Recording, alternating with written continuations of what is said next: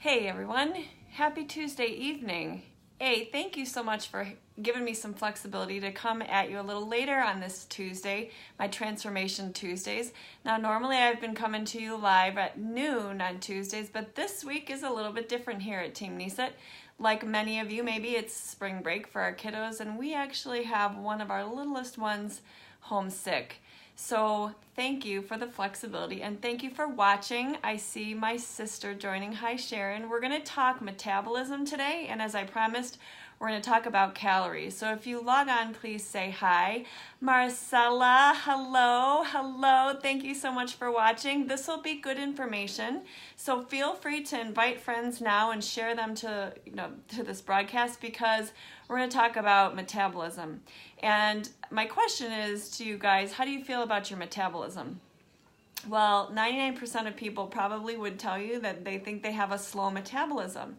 And maybe they're right. And the reason that I'm bringing you this topic, or the reason it was inspired, was I was recently asked by a patient of mine, how do I stay on track with my nutrition? Do I count calories?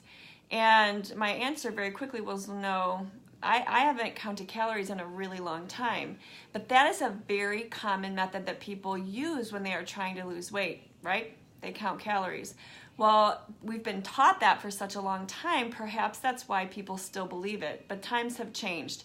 So I want to share with you guys a little bit about actually this was a podcast that I listened to just this week. And I will share the link for the podcast below this episode. Thank you so much, Marcella.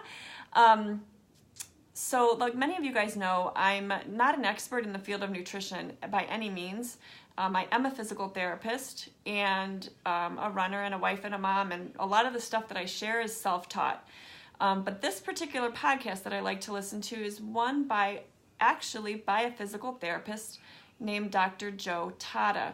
He is a licensed physical therapist and also registered dietitian. And very recently, actually, nutrition was added to the PT Practice Act. So I was very excited to learn that. So I can start to do a little more self-study myself to share what I'm learning with you guys and feel a little more credible.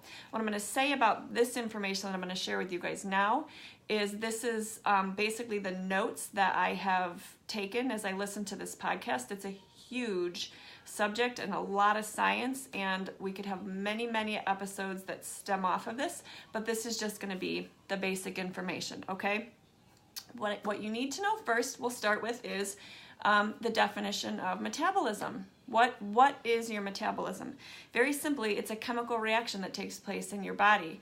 It is how your body digests calories and burns fat. It's a chemical equation. It is not a simple equation anymore to be understood as calories in versus calories out. Why? Very simply because all calories are not created equal.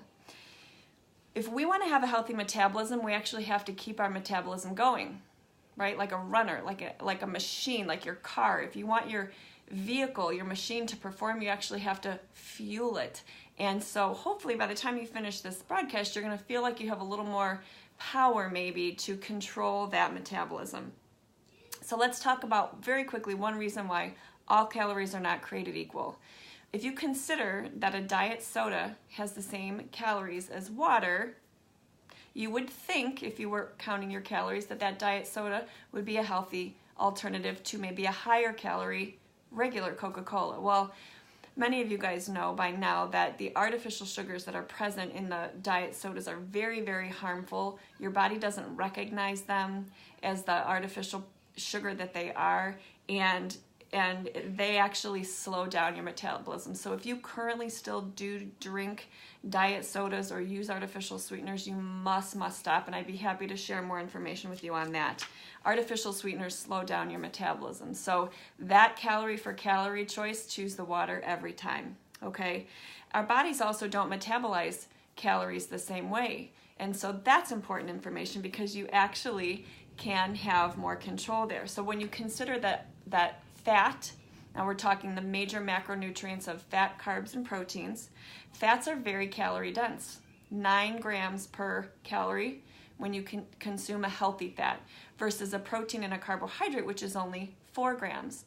So if you're watching those calories and you're strictly counting calories, you would be prone maybe to cut those fat calories first, when what we do believe now to know that is that fat actually helps boost your metabolism. It helps support that metabolism. And so therein lies also because the fats help keep your blood sugar stable. So there, would be a place that you may want to increase those healthy fats instead of, even though they're higher calorie, instead of the traditional diet, which is usually higher in carbs, right, and some proteins. So the food that you eat influences your metabolism. That's the takeaway. And one more thing about fats, there are healthy fats and non-healthy fats. The non-healthy fats would be the partially hydrogenated oils. Hydrogenated oils, those are very harmful to the metabolism. They slow your metabolism down. They actually trigger a response in your body that kind of stirs up your internal inflammation, and that can contribute to all kinds of trouble, like joint pain and inflammation and disease and that sort of thing. So you want healthy fats that are going to boost your metabolism. So we can talk a little bit more about that as well. But when you have internal inflammation, you guys know that I believe the food you eat can contribute. It can either help or increase or decrease the internal inflammation in your body. And so you want to make sure that you have the healthy fats that will lower the inflammation in your body. So the reason diets don't work and why you can't just count those calories is because when you deprive your body stores everything that it eats. Okay, you need to consider adding fuel to your body at all the time to keep your blood sugars levels balanced, and that is how you are going to keep your machine running optimally. So if you've tried these calorie restrictive diets in the past, you found yourself tired and irritable and have increased cravings, it's because that's a chemical reaction going on in your body. It's not simply a willpower problem, and your brain is smart and it has to survive, and so it's going to increase your cravings for sugar, and that is why diets don't work. So you have to eat real food.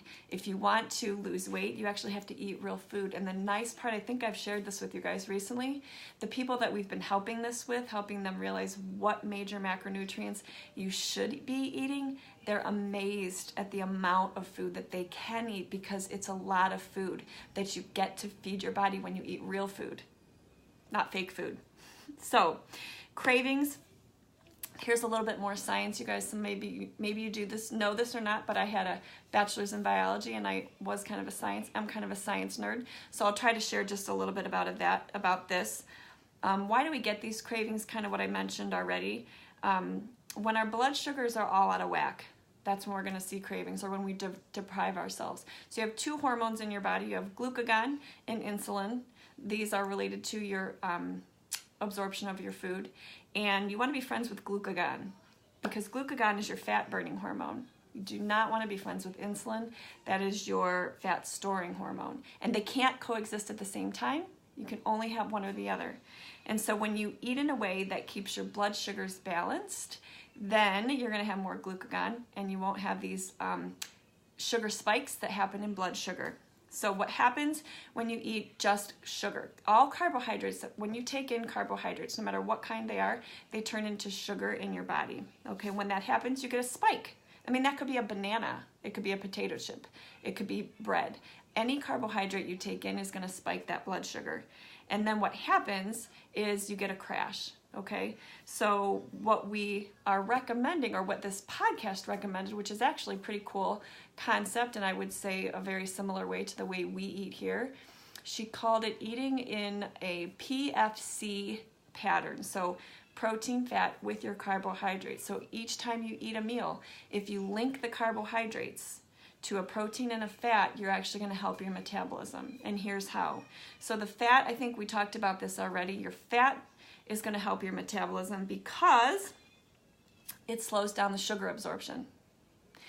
The protein helps with your metabolism. When you eat protein with a carbohydrate, it increases your metabolism by 35% up to 2 to 3 hours. That's a good reason to add. Did I lose you?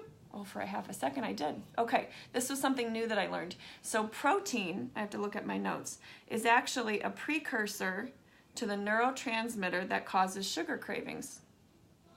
I don't even know if that makes sense. However, what I got from that is if you eat protein, it actually helps.